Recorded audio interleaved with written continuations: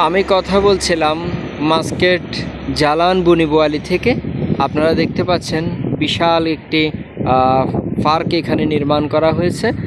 প্রবাসী বাঙালি যারা রয়েছে এখানে পরিবার পরিজন নিয়ে, সে মানুষগুলোর এখানে সময় কাটতেছে না, তারা এখানে আসবে।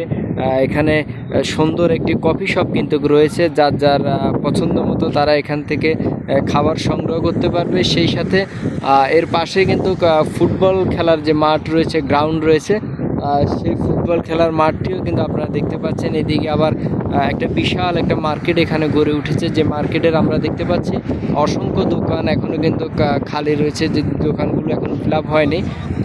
অসাধারণ কিছু মার্কেট এখানে। আপনারা যারা কেনাকাটার জন্য আছেন তাদের জন্য কিন্তু অনেক সুযোগ সুবিধা এই মার্কেটগুলোতে রয়েছে।